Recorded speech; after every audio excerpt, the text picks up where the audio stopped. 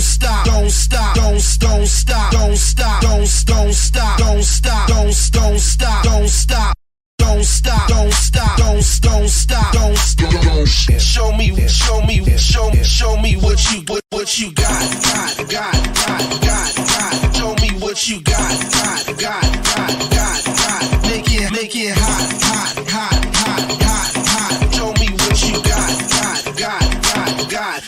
One more time. West side, make it hot. East side, make it hot. South side, make it hot. Both sides, make it hot. Side, make it hot. East side, make it hot. South side, make it hot. Both sides, make it hot. One more time.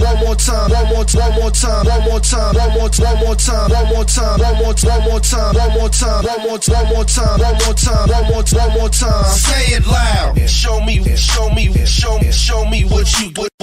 One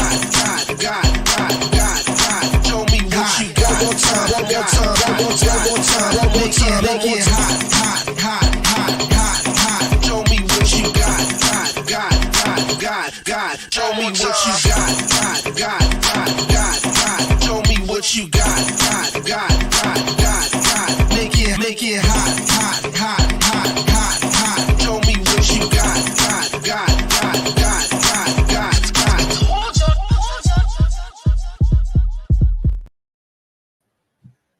Welcome back. You man, Diamond K in here, of course. The Diamond K Show on Fire TV, radio on fire. Lot of things to unpack here today. We're going to be joined a little bit later, not in a few minutes actually, by Pastor Shannon Wright. We're going to talk about Baltimore and the mayor's race and all of that good stuff. So the Inner Harbor, Baltimore's Inner Harbor, of course, is one of the crown jewels of the city. I would say, at least growing up, it was like that. Not so much now. Now, when I do have folks come in from out of town to visit, they do want to go to the Inner Harbor. That is a place where they want to go. And but if you have seen the Inner Harbor lately, the crown jewel is tarnished. It's definitely not what it used to be. Many years ago, my parents had a restaurant in the Inner Harbor. This is when it first opened in the 1980s. Anyway, long time since then. I drove past there on my way into the studio. And aside from Hooters, I couldn't really see from the street. I couldn't really see any other stores that was really open. So what's going to be the future? The future of the Inner Harbor is something I want to talk about briefly. So there's an agreement, I think, with everyone that the area, the way it stands now, is not sustainable. Right? Something's got to change. Something's got to happen. You got this waterfront property that is, I don't want to say decaying, but kind of, sort of. Right. Harborplace opened up July 2nd, 1980. And this is during what I want to call the mall era. This is the time when malls were popping. Downtown used to be popping, really. Back in the day, downtown was popping. Now, there was a revolutionary design. There were some big name restaurants. Used to have the Fudgery. A lot of things. Hooters, like I said, has been there for many years, as well as some other big names. Prime real estate, downtown Inner Harbor. So developer David Bramble has a vision, and that includes a mix of retail, green space, and residential apartments for that area now. Now, depending on who you talk to, there is a debate over whether this is the right use of the area. Do we want a whole bunch of luxury high-rise apartments at the Inner Harbor right on the water? No, no, we don't. I guess it depends. Unless if you have a financial investment in it, you might like it. You might like the idea, but that is the project that is coming close. And the vision which I believe that Mayor Brandon Scott supports. I believe that he's a part of that deal. The project took a step closer to final approval with the city council passing a series of bills to clear the way for this facelift. Where's the money coming from? You people. they want the taxpayers' money to prop up a lot of this idea, this vision. Is it the right vision? I don't know. I don't know about that.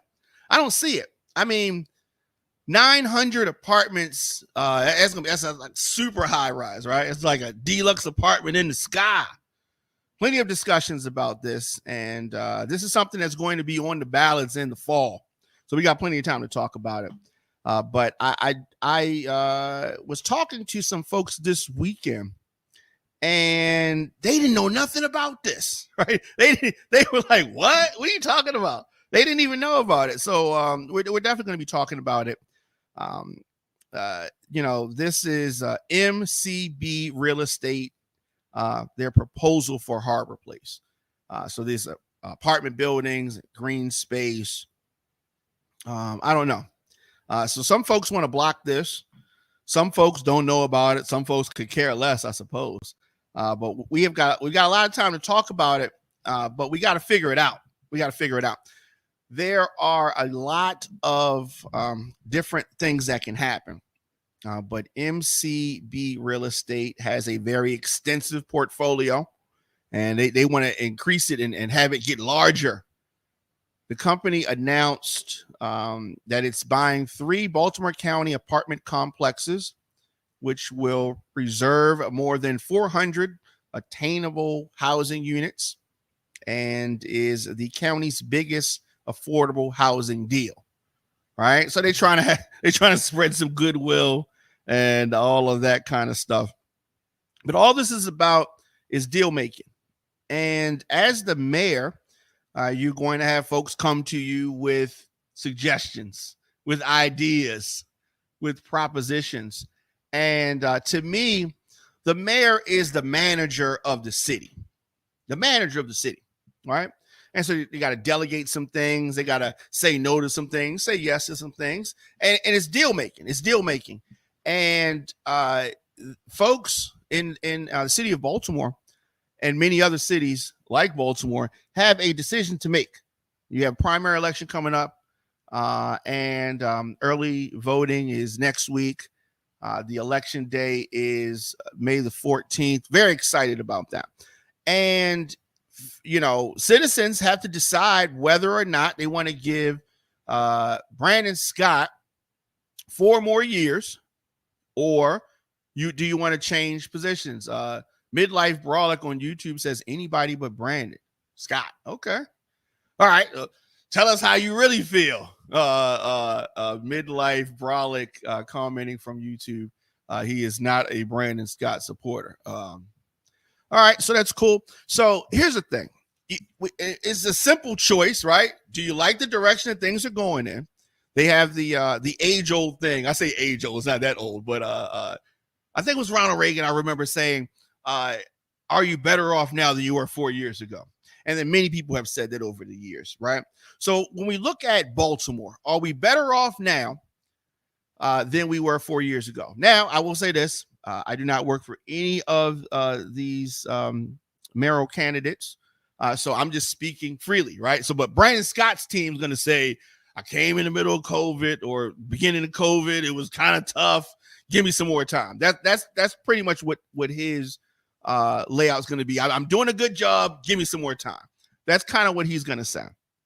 And then we're going to have other candidates is going to say, look, you had some time. We don't like what you did. Or you shouldn't have got no time. We don't like what you did. A variation of that, I'm thinking. Right? I don't think any of the candidates going to say, no, Brandon, you're doing a good job. We want you to continue. No, they want his job. And it is up to you, citizens of Baltimore, to decide whether or not you want to give Brandon Scott more time or whether you think he's had enough time. So I am pleased. After this break, we're going to go to Pastor Shannon Wright.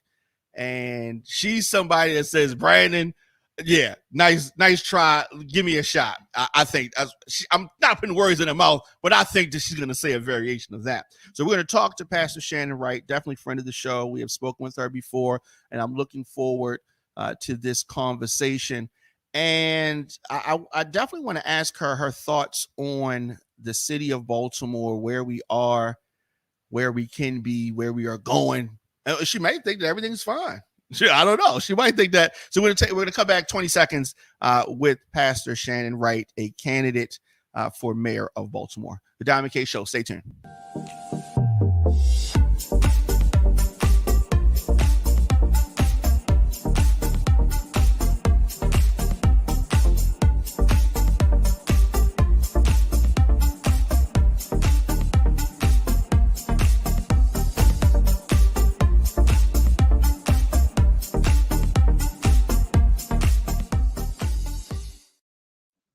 Welcome back.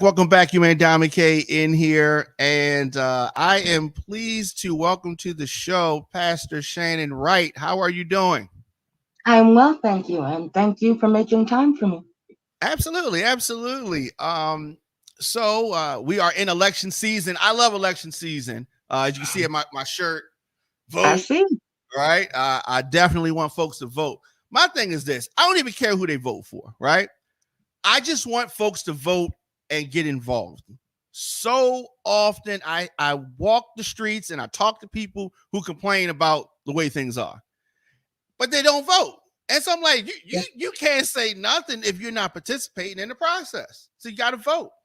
And you agree? Okay, so we agree. So you are running for mayor of Baltimore City. I am. And I assume that you don't think that the current mayor has done a good job. No. Okay. Let's just straight to the point. No. Yeah, absolutely. So, please tell us a little bit about yourself. I am a wife, a mom, a grandmother, a pastor, entrepreneur, and someone that really likes to see my community grow and flourish. And right now, that's not happening. I'm running for mayor because I believe in how great and awesome Baltimore can be. But I also believe that it hasn't had the correct leadership to be able to get there. And that's not just on this current mayor, but going back some administrations. We've been going the wrong direction on some issues, and one specifically is education. Absolutely. Education is something that I feel has effects on the youth violence that we have, and a lot of different things. So when you say that the system has been broken for quite some time, are we talking about further back than former Mayor Sheila Dixon? Further back than that? Right around there. Right Okay. around in there. Yeah. Right around in there. No, go ahead. I was just going to say, when you look at the school system and how broken it is, it didn't happen overnight. It doggone sure didn't start in this administration. And I've actually read the city charter, so I understand the mayor's role and responsibility with regards to education, as far as appointing board members and them finding a superintendent. But here's the thing. Real grown folks know how to leverage power. So I may not be able to tell that board what specific policies, but I can tell that board if they're not meeting the standards for the part of the budget that I'm supposed to sign off on, what they need to do so that we're on the same page. We are not seeing leadership that understands how to leverage authority to be able to get things done for the greater good of the city. And what do you feel about accountability, and how do we measure success from the school system? How do we measure that success? Well, we measure it by graduation rates going up, not down. We measure it by the students doing better on their testing, and they're just having an overall improvement in preparation. I've heard so many stories of students that have graduated with a piece of paper out of Baltimore that went off to college and had to take the first year and a half remedial classes because they didn't even realize how much they didn't learn here in school. So we need to make sure that we're actually preparing our students to be able to compete on a level playing field. And that's just not happening. Now, I think there's some ways we can do it without raising taxes. I think if you increase the amount of charter schools, I think if you introduce academic savings accounts, I think also, and if you expand the boost program, I think it gives parents an opportunity to be able to get the best possible education for their children now while we work together to fix the system for the long term. So what you're talking about, I think, would be dramatic change. How long is that? Something that you think you could do in 4 years? Absolutely. The boost program is something that could be done very quickly. It's a program that already exists. So it would be about expanding it. As far as the academic savings accounts, that's legislation that would have to be introduced in Annapolis. I think it'll take 2 sessions really to be able to get enough folks behind it to even really seriously consider it. And as far as charter schools, that's all already on the books here. So it's just a matter of expanding the ability for folks to be able to qualify and actually run charter schools that work. And so with regards to monies that have been dumped in the black hole that is called the Baltimore City school system, where do we begin to try to account for some of that? So I think we're going to have a little bit of difficulty accounting for it, honestly. A district that is so prolific in how they cook the books, it's going to be difficult to find where it was cooked at. Yeah. And I say that based on ghost students. I say that based on a line from one of my favorite movies, Independence Day. You didn't think the toilet seat cost $14,000, did you? So I think for us to really be able to find where all the bones are buried, I don't think we're going to. I think we have to work forward and backward. We have to work forward by giving parents opportunities to be able to save their kids' futures now instead of making them wait until we get it together. And then while you're doing that, I think you also look back through forensic audits, performance audits, fiscal audits, all of that kind of thing. But I think it's really important that we don't allow more classes of children to fall through the cracks while we try and get the grown folks to get it together. I see a great comment here on Instagram, and it says that cannot change the educational system until the parents instill discipline in the kids. What do you think about that comment? So, unfortunately, parents disciplining their children is not something we can legislate. But what we can do is start to open those doors of opportunities for parents that want to make positive changes for their children, for their communities, and for the city. I think once people start to see that, there'll be others that might start to ask questions. Well, how do I get that? How do I get my child involved in that? We have to change the perception and the mindset. So if we start to offer positive opportunities and options, more people will start to be interested in that, as opposed to always talking about the negative because we don't see enough positive. So you think that there's positive things happening, but they're just not being showcased or uplifted enough? No, I think in my administration as mayor, there'll be positive things happening that we're absolutely going to showcase. Okay. Youth violence is something that we have seen. I mean, it's been around since the beginning of time. Do you think that youth violence is spiking? Do you think that it's decreased? What is your vision, or what are your thoughts rather on youth violence specifically? So you know how to ask questions that get me in trouble. Well, I ain't trying to get you in trouble. But I think that it's got to be talked about. I'm telling it straight. So when it comes to youth violence, it's something that's been going on for a long time. It goes back to a statement you made about education and parents disciplining their children. But again, we have to have options and opportunities to bring back hope into the city. That's number one. So people start to feel a little bit better. And then we have to incentivize parents to get back to basic parenting. So that way, when you do those things, you see less of a need for juvenile justice reform because the children are engaged. They are participating in either school, extracurricular activities, enrichment activities. We've got to get, if we want to take away the negative, we have to replace it with a positive. That's just math. We got to make the math math. And it hasn't been mathing in this city for a minute. The math has not been mathing. What is your relationship with or thoughts on State's Attorney Ivan Bates? So I like Ivan. Accountability is one of his key buzzwords, and I think that's kind of the mindset we need to have in the city right now. We've had too many.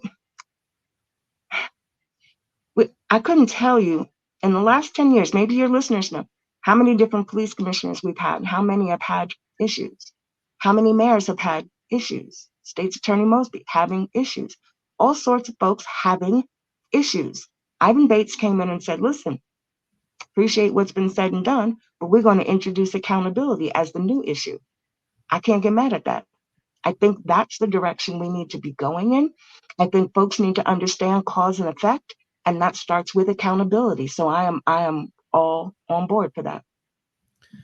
I like Ivan, and I think that he has his eyes on the correct prize, and I think that he's bringing a different strategy or thought process to his job. I was a bit surprised that he's not supporting Mayor Scott.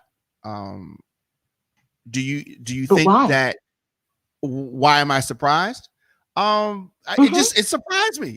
It surprised me. You're not going to support somebody that's not supporting you. Yeah.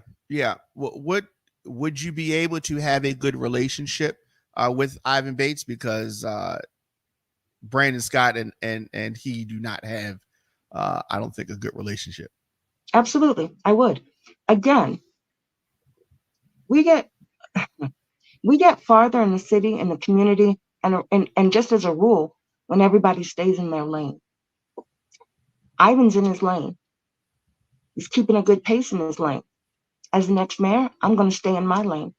It's imperative to do a good job as mayor that you have a good working relationship with certain folk. Ivan is one of those. His agency and the mayor's office need to work together. I understand that concept. Yeah. All right. So you said stay. Folks need to stay in the lane. All right. So we have, as far as what the lane of Ivan Bates is versus the lane of the mayor, you don't think that there's any overlap there from the standpoint of the mayor? There is. But again, if everybody uses their good driving common sense, just like the off and on ramps here, you get off on the same ramp in the same place you get on. The two got to work together. Right. And they're not. Yeah, it does. It does not. It does not appear. It does not appear that way. As far as I was talking about the Inner Harbor and some of the projects for the city. Very disappointing, the state of the Inner Harbor, downtown as a whole. What are your thoughts on the proposals for the future of the Inner Harbor? I'm not a fan of the Bramble proposal the way it stands. For a lot of reasons that could probably take up the rest of your show. But I'm not a fan. I think there are much better uses of the land, the property downtown in the Inner Harbor. I think there are some things that could be done to really make businesses want to come back. You mentioned some of the bigger names that were here. I like to cook. My husband and I cook together. We used to love to go down to the spice shop down there in the Inner Harbor and come all the way here just to go to the McCormick store. Just for that, we'd try and walk past the candy shop and some of the other places to go specifically to the McCormick store. There are some things that were here that brought people in that aren't here anymore. So we need policies that will encourage and invite and welcome businesses back to the city. You do that, you fix a whole bunch of issues going on in the city. Yeah, you're right. I forgot about the McCormick shop. Yeah, that was a good Mhm. good vendor there. As far as the redevelopment, is there a role for the city in this redevelopment plan, or do you think that this is up to entrepreneurs to come up with something and then for the city to get involved? Like, what is the role of the city in this? I was very disappointed to see how heavily Mayor Scott's finger was on the scale to push this deal. I don't think that's the appropriate lane for the mayor, number one. I also think that there needs to be a rethinking of tips and city incentives, because one of the points you made was they're going to decide and we're going to pay for it. Right. I don't think that's the way it should go. I think there are a lot of things in the city that need to be invested in, that if the city is going to invest its resources, it needs to be in things that the citizens, the residents of Baltimore want and need that investment in. Do you I would think do you think that our city is business friendly? I think it can be. I don't think it is right now. In order for our city to be business friendly, here's something. When you're a business owner and you're looking to move your business into an area or grow a business and invest in an area, you're going to look at a couple of things. One, how's the education system there? Because ideally, those students, the folks that come out of that education system, are going to be your employees.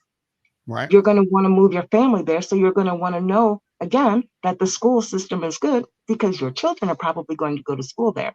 You're going to be looking at taxes and you're going to be looking at crime. So, no. Do I think the city is business friendly right now? No. Do I think it can be? Absolutely. And that is something that you would push for. Absolutely. Absolutely. One of the best ways to be able to grow the city, be able to have resources and not have to raise taxes is to grow your economic base. That means instead of the city shrinking, it growing. And in order to do that, we've got to turn things around. So yes, absolutely. That would be my priority. So as far as that, we're talking about the management of Baltimore City. There's a Mhm. reported deficit of $100 million. I mean, what services, if any, would you cut? Like, how would you go about balancing the city's budget? Now, unlike my opponents, I'm not really good at blowing smoke.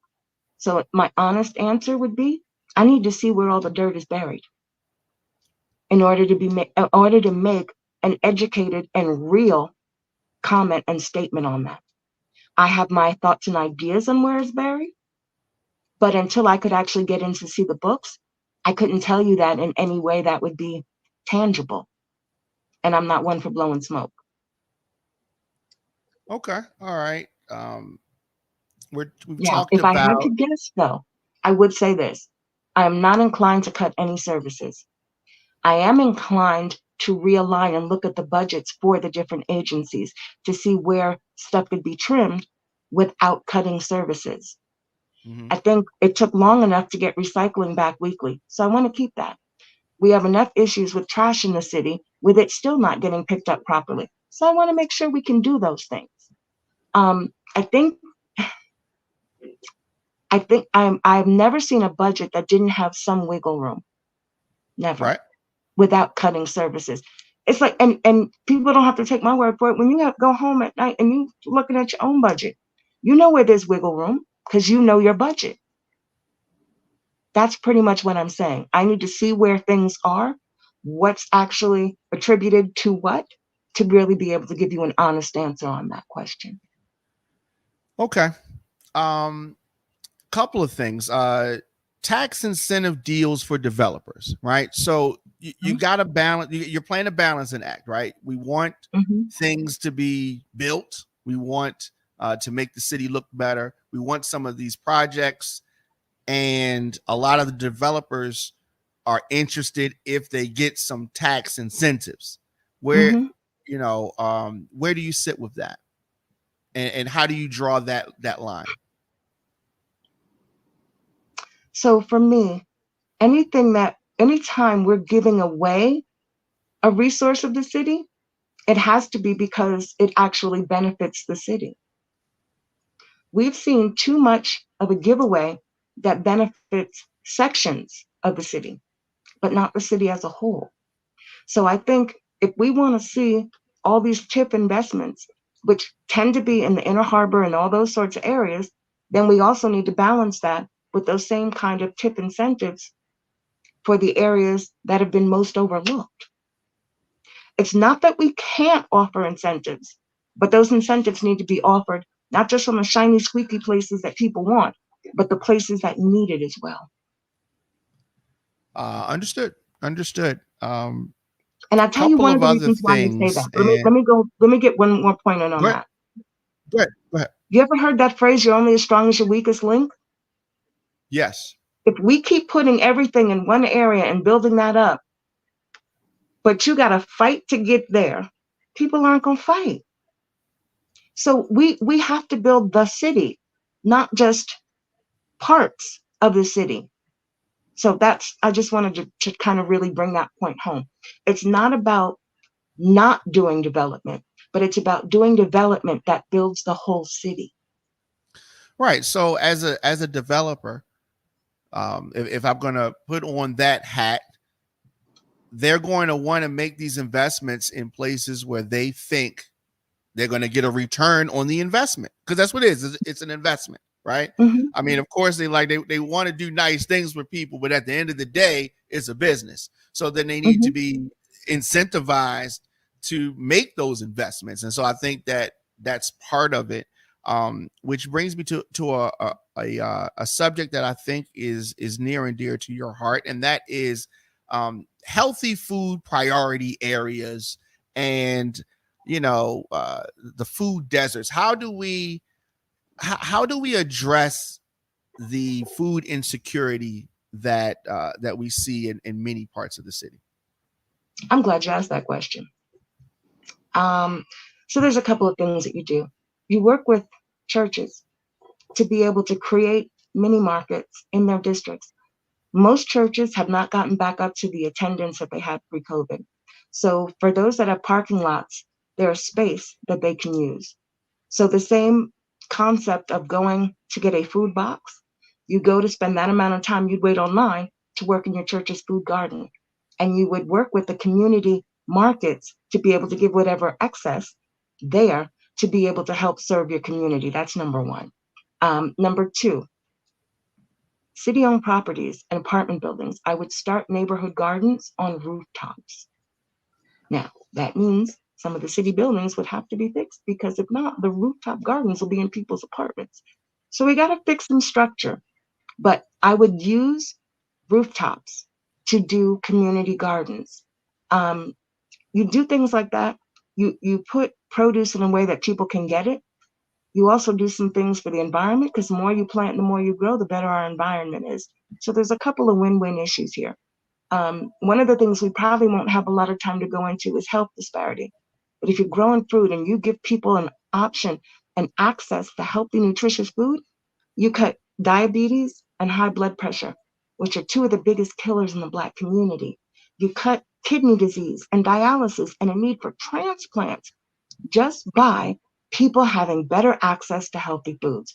That would absolutely be a priority. When you talk about education and kids going to school, if their stomach is talking louder than the teacher, they're not going to get it, they're not going to hear it.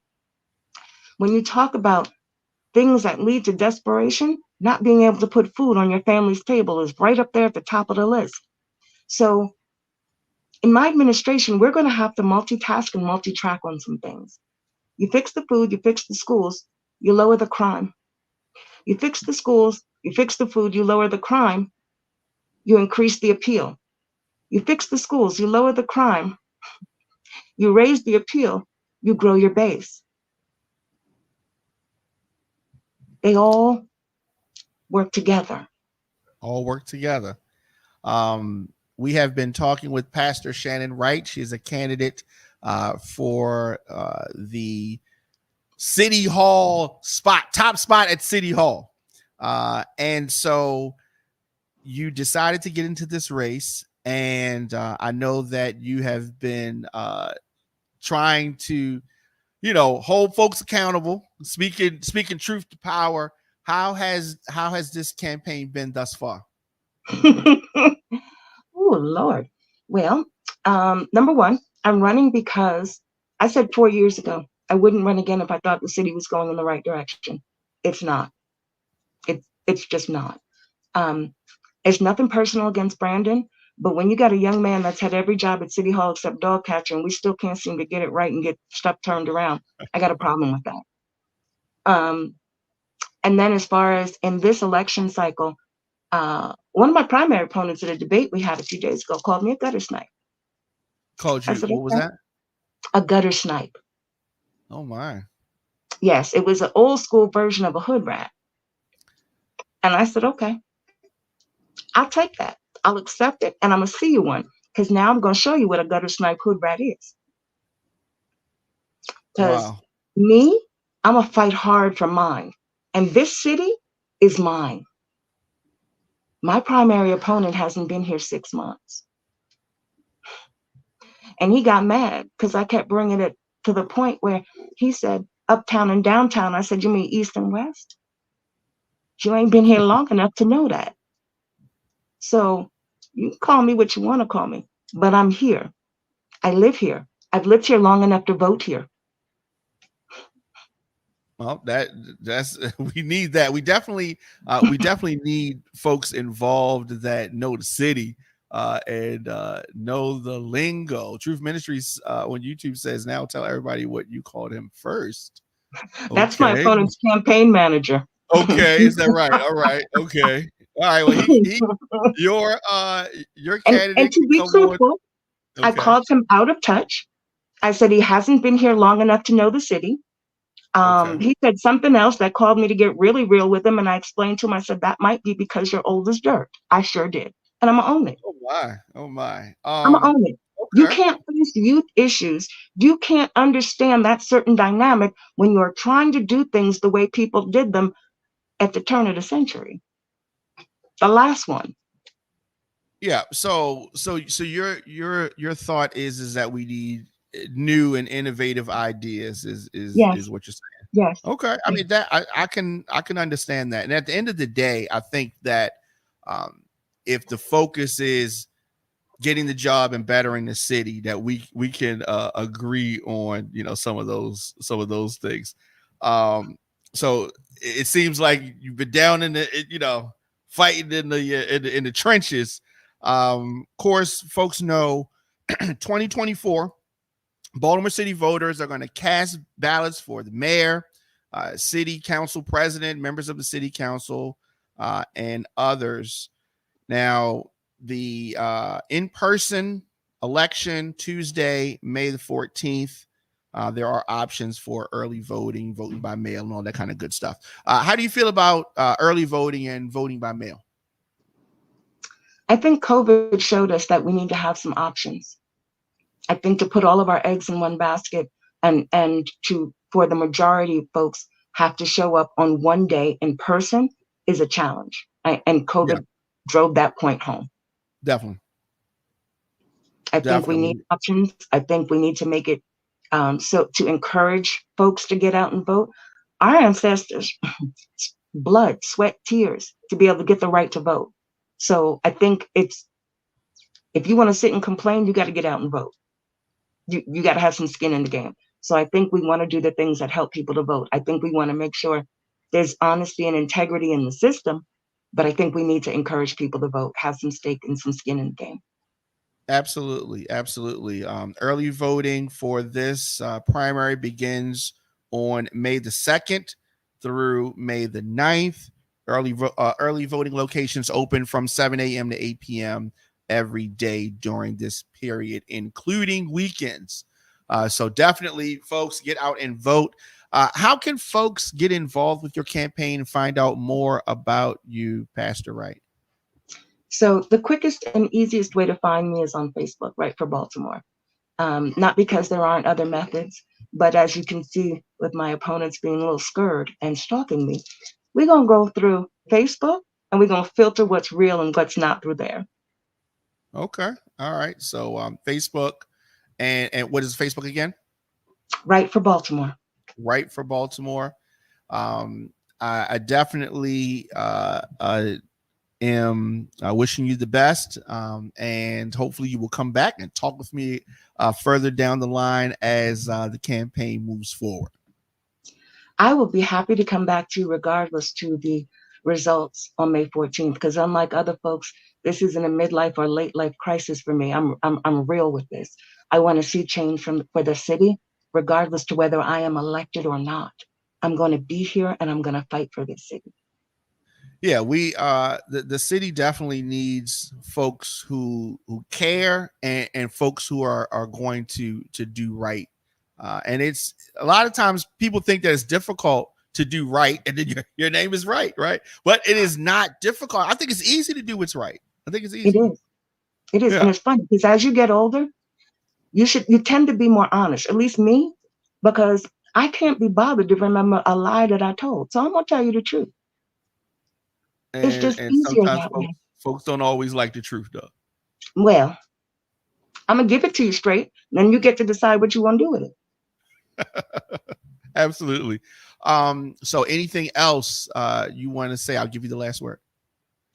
Folks, make sure you vote. It's important. If you're unhappy with taxes and the high property taxes, vote. If you're unhappy with the way the schools are, vote.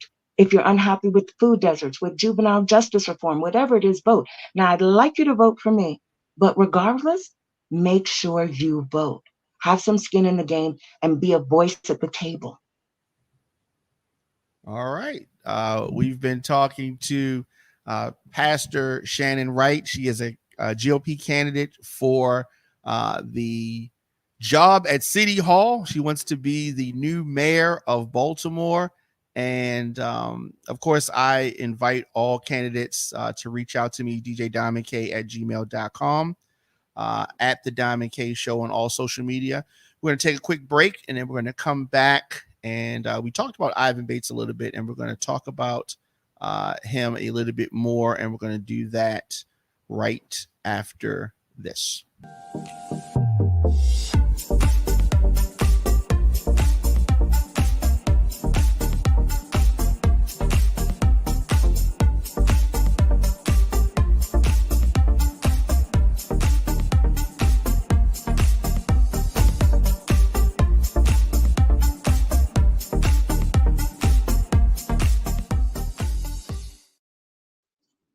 Welcome back, your man Diamond K. On the other side, we were talking to Pastor Shannon Wright, friend of the show. She's running for mayor of Baltimore, and you can get in touch with her via Facebook, Right for Baltimore.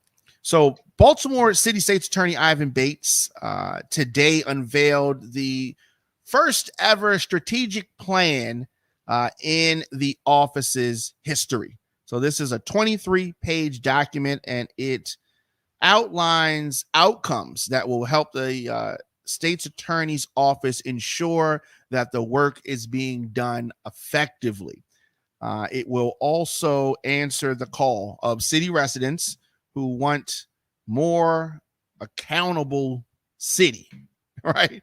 We definitely want a more accountable city. And there are so many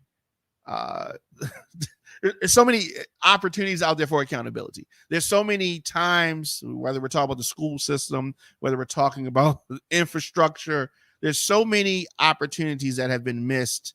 And Ivan Bates, with this 23-page document, is outlining these outcomes, and he wants to do things differently. This plan was put together by the state's attorney's advisory council, other prosecutors, and support staff in the office.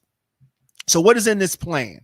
This strategic plan includes the following. They want to implement a victim and witness satisfaction survey tool to help center-specific victim-focused approaches and ensure that victims and witnesses are treated with empathy and respect throughout the legal process. So you've seen this. They have this little survey thing, and they want you to fill out this survey. Was okay. So Instagram is saying Ivan ain't slick. He wants to be mayor. Does he want that job? Mayor is a tough job. I have often said that I think that the job of a mayor is the toughest job in the city. But maybe he does want that. And so if he's trying to be mayor further down the line, and Ivan's been on the show several times. He's never expressed that he wanted to be mayor, but I will say this: I never asked him, do you want to be mayor? So it is possible. So let's go on with this strategic plan. He wants to, according to the plan, revamp the public-facing data dashboard on the state's attorney's website. So if you've ever gone to the state's attorney's website, the dashboard is a bit, what's the word I want to use? Antiquated. It's a bit antiquated. They also want to explore the creation of a regional prosecution coordination council in partnership with various criminal justice entities beyond Baltimore. So they are trying to, partner up with, create this coalition. The coalition. Anytime America wants to do something, it's a coalition, right? It's not just us; it's a coalition. And Ivan Bates is trying to do that. All right, he wants to increase the number of electronic first paper policies and develop standard office-wide electronic filing management and retention process. So here's the thing: they want to get rid of all that paper, and they want to get some of this stuff on the digital, in the cloud, as they say. It's something that absolutely needs to happen. So many things in Baltimore City, what folks say, why does it take so long to do this? And why is it so hard to do that? So many of our processes here in Baltimore are antiquated. They're old school. They played out. It's throwback. And we need to get with the times. And this is something that the state's attorney's office under Ivan Bates is trying to do. They also want to create and implement a district and circuit court trial advocacy curriculum to support professional development and foster a high performance culture amongst prosecutors. I think that these are good plans. Now, understand this. This is a whole bunch of lawyer talk, right? A whole bunch of attorney talk. So to the average person, it's like, blah, blah, blah, blah, blah. What are you talking about? They want to make things more modern. They want to make things work better, and they want to make it easier for you to get involved and tell them how they can improve. So we're going to put a link in the show notes to the full strategic report, and it's good to outline these things. And I think Instagram may be right. So in the comment section, they're saying that Ivan Bates is thinking about the future, and Ivan Bates wants to run for mayor. One thing's for sure, he's not running for mayor in 2024. Okay. So I'm going to be back here tomorrow. And oh my goodness, Ivan can't guarantee these things without cooperation of other jurisdictions. All right. You might have a point there. I'm going to be here tomorrow. Of course, you can stream episodes of the Don McKay Show at onfire-tv.com. Now, on Friday, we're going to be talking with another candidate for mayor of Baltimore. Democrat Bob Wallace is going to join us on Friday. So I'm looking forward to that conversation. And music submissions, booking, any other info, djdiamondk@gmail.com. I love election time for many reasons. I want folks to get involved. You've got to vote. If you want to have a say-so in what happens in our community, you've got to vote. Somebody said to me on the show yesterday, what has your vote gotten you? Right? What has voting ever gotten us as a people?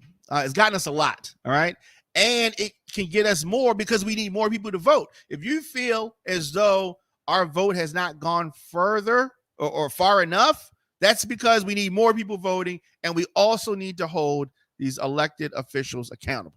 It is a many-part process. I tell folks all the time, when I am, doing IT work, I tell folks they have an update that needs to be done, right? And they'll say, I downloaded the update. I thought it was done, right? No, you got to download the update, and then you got to process the update. It's a two-part thing. And that's what I'm saying. Voting is two-part process. There's casting your vote, and then there is holding the elected officials accountable. That means that you are staying in touch with, following up with, checking up on, and not just casting your vote, and then that's it, and you're not thinking about it no more. So you got to hold these folks accountable during their time in office. Otherwise, they're going to do whatever. It's like kids, right? You tell the kids, clean up your room. And if you don't check and see if they clean up their room, well, you didn't hold them accountable. Well, you clean up the kitchen, wash the dishes, and then you got to check on it. You do that. We don't tell you. You know to do that, right? Same thing with these elected officials. Put them in office, and then we got to check up on them and make sure that they are doing the things that they said they was going to do. They said, you said you was going to do these things. You said you wanted the job. Then you got the job, and we got to hold them accountable. And if they don't do what they said they were going to do, or they're not taking those steps, then we kick them out and we find somebody else. So I don't want to hear that voting doesn't work, because voting works. We just have to do it. We have to hold these people accountable.